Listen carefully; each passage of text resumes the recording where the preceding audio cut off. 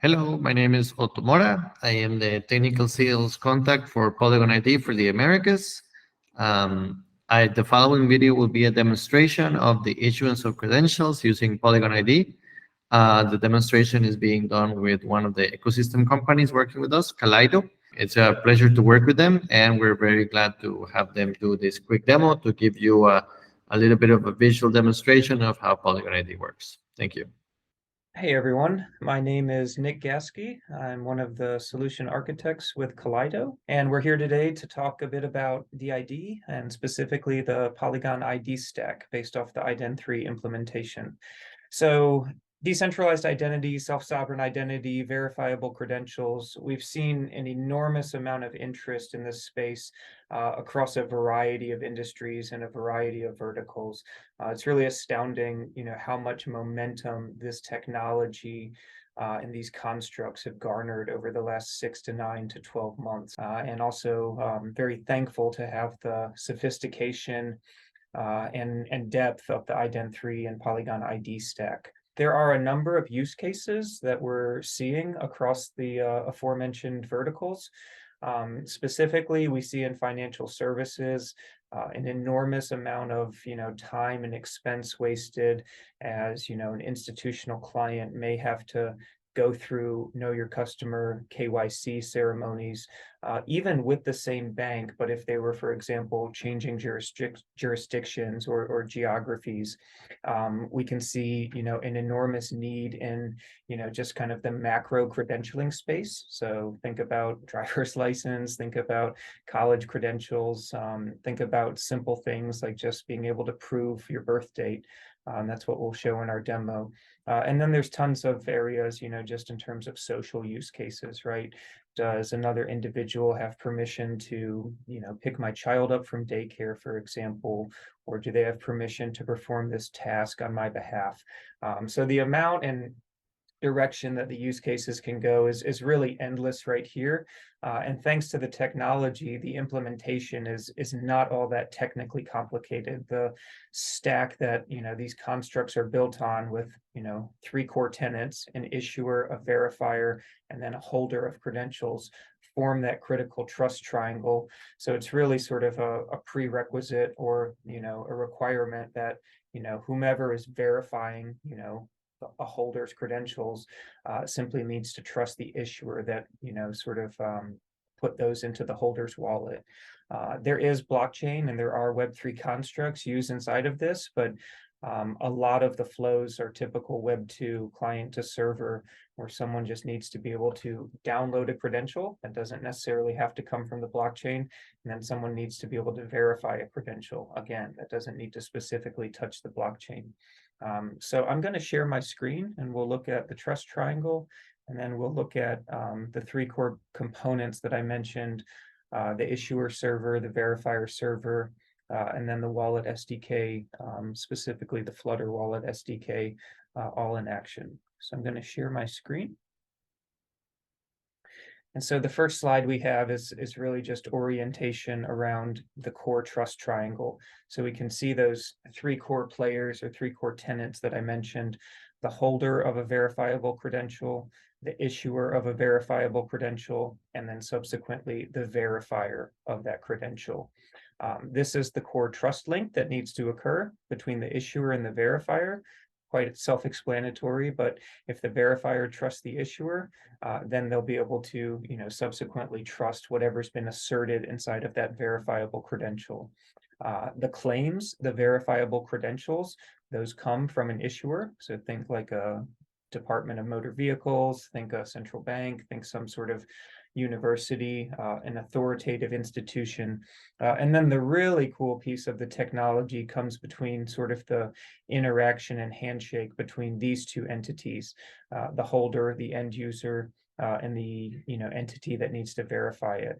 And there's 2 interesting things that happen in this flow right here.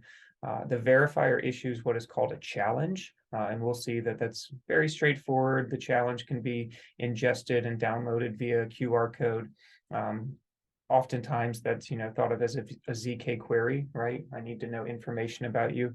And then the holder is going to respond with a wrapped proof, right? A zero knowledge representation that, I am over 21, or I have been KYC'd with this, this department or this banking institution, or I do have permission to, take your dog for a walk on this specific date right here.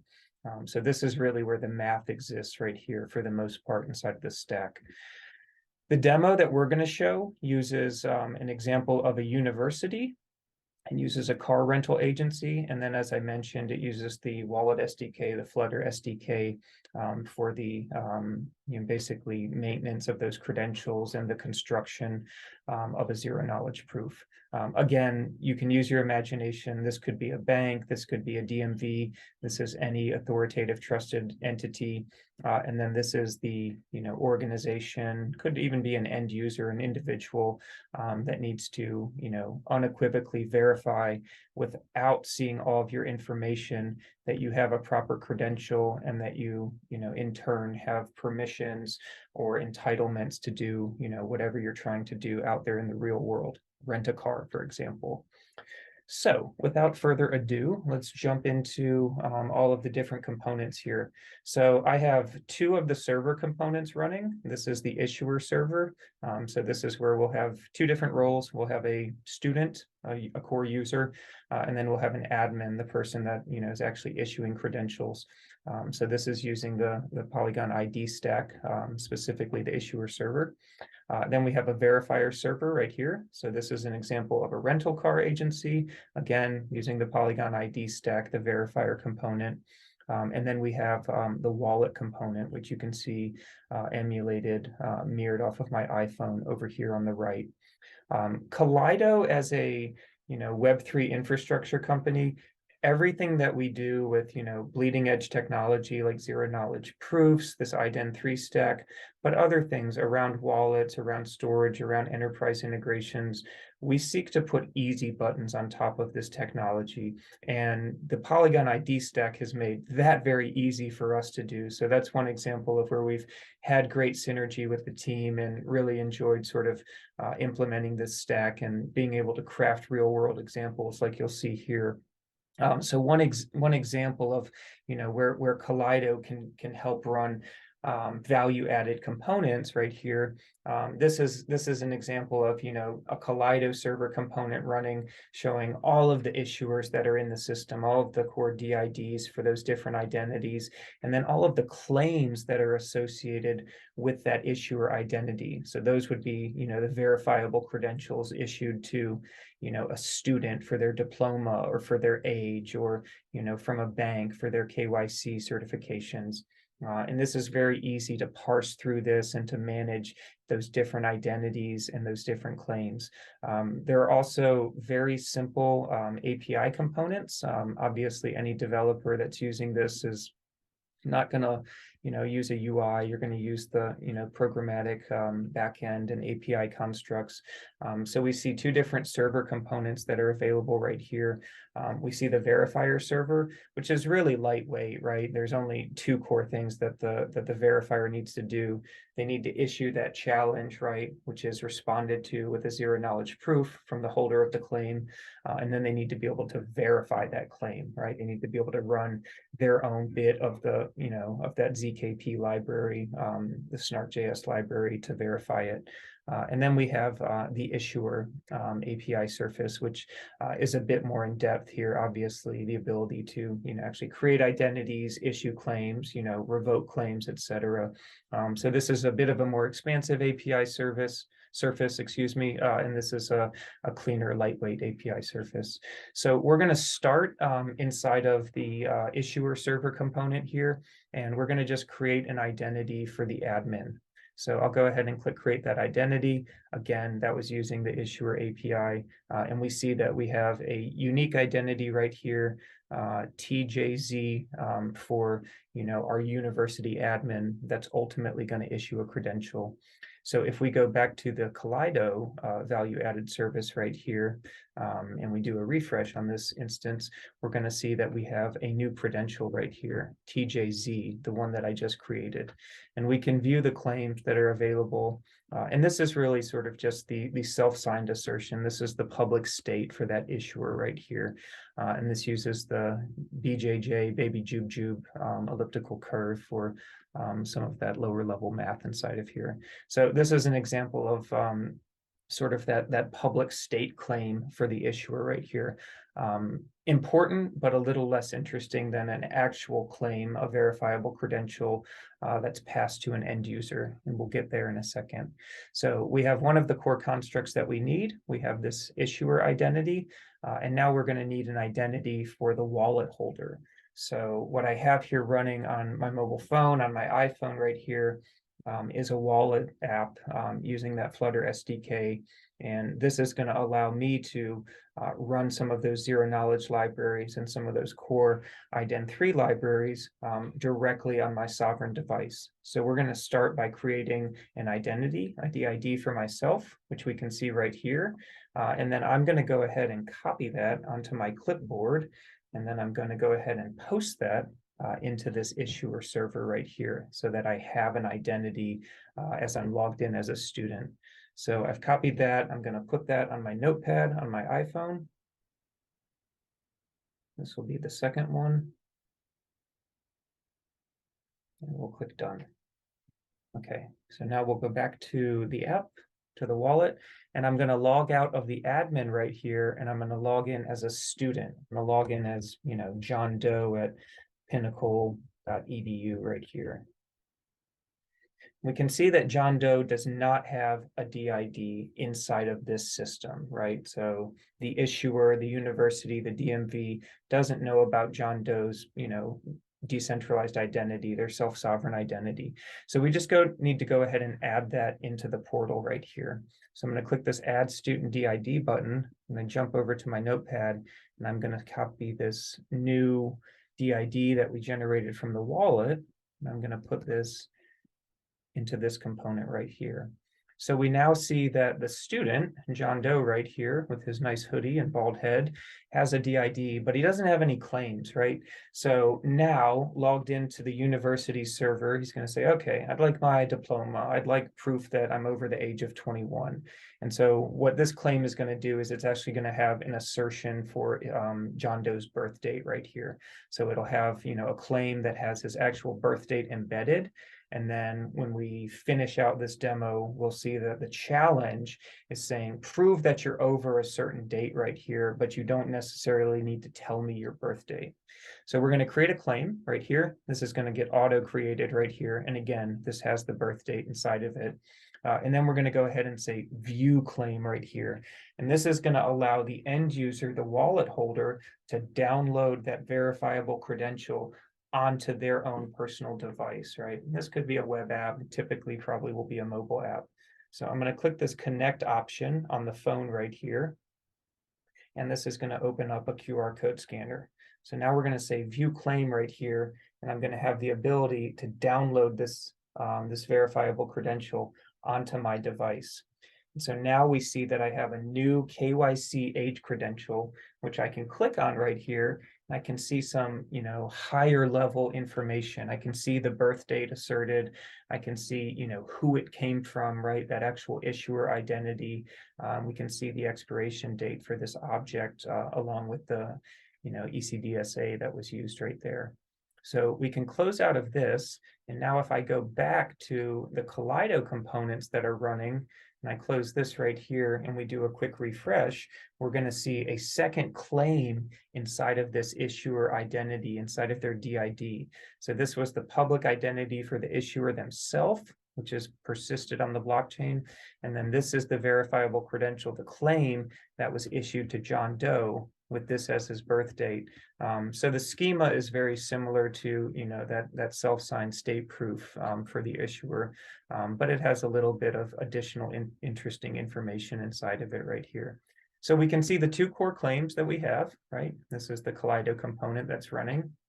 And now we can proceed with the conclusion of the flow.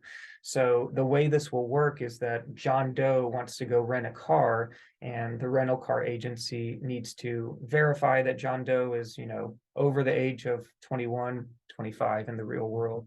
And that, they don't have to show their driver's license or that claim all of the information in plain text.